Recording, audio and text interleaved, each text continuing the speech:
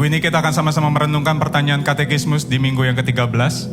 Saya akan membacakan pertanyaannya dan nanti kita bersama membaca untuk ayat Alkitab dan juga jawaban yang tertera di layar.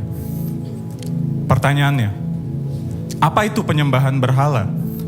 Penyembahan berhala adalah mempercayai hal-hal yang diciptakan daripada Sang Pencipta untuk harapan, kebahagiaan, keberhargaan, dan keamanan kita. Kita baca bersama di dalam Roma 1 ayat yang ke-21 sampai ke-25. Sebab sekalipun mereka mengenal Allah, mereka tidak memuliakan Dia sebagai Allah atau mengucap syukur kepadanya.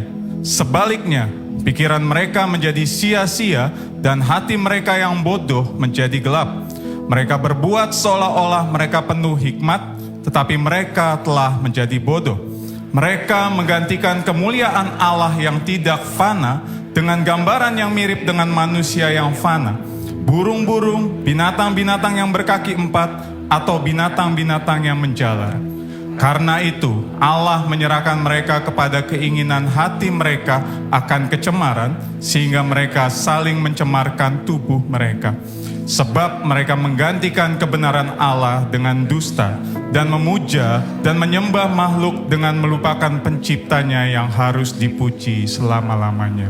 Amin. Saudara, mungkin apa yang kita renungkan pada hari ini tentang penyembahan berhala adalah satu hal yang sering kita dengar, khususnya di gereja kita. Kita mungkin sudah mengerti arti dari penyembahan berhala, yaitu bahwa ini bukan hanya tentang kita menyembah patung atau menyembah makhluk seperti ayat yang kita baca tadi. Karena sekarang kita tahu bahwa pemaknaan tentang penyembahan berhala itu maknanya lebih dalam lagi. Dan hal itu berbicara tentang hati kita.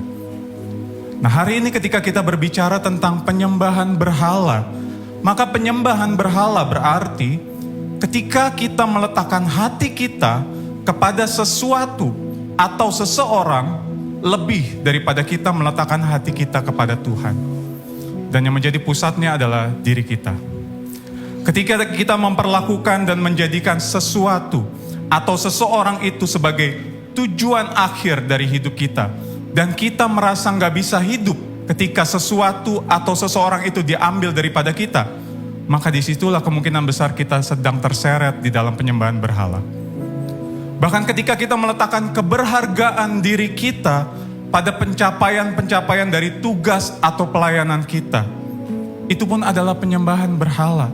Karena kita telah menjadikan hal tersebut menjadi fokus dan tujuan utama lebih daripada Allah.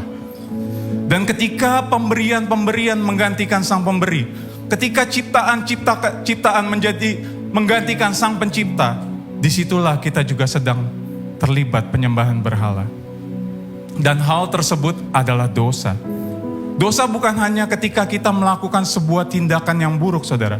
Tetapi dosa adalah ketika kita menjadikan hal-hal yang baik menjadi hal-hal yang terpenting di dalam hidup kita, melebihi Tuhan. Seperti Timothy Keller pernah menyatakan bahwa penyembahan berhala terjadi ketika kita mengambil hal-hal yang baik dalam hidup kita dan menjadikan hal tersebut yang terutama di dalam hidup kita. Oleh sebab itu, seharusnya kita menyadari bahwa sesungguhnya tidak ada satu hal pun di dunia ini yang akan dapat memuaskan jiwa kita. Karena semua yang baik yang Allah telah berikan kepada kita, seharusnya dapat kita nikmati dengan penuh ucapan syukur. Dan seharusnya semua itu membuat kita menunjukkan hati kita kembali kepada Allah, untuk membawa kita mengucap syukur kepada Allah. Selain Allah, tidak ada satu hal pun di dunia ini yang dapat memberikan makna dan kepuasan sejati di dalam hidup kita. Karena semua harapan, rasa aman, dan kepuasan sejati yang kita inginkan hanya dapat kita temukan di dalam pribadi Yesus Kristus yang telah mati dan telah bangkit bagi kita. Amin.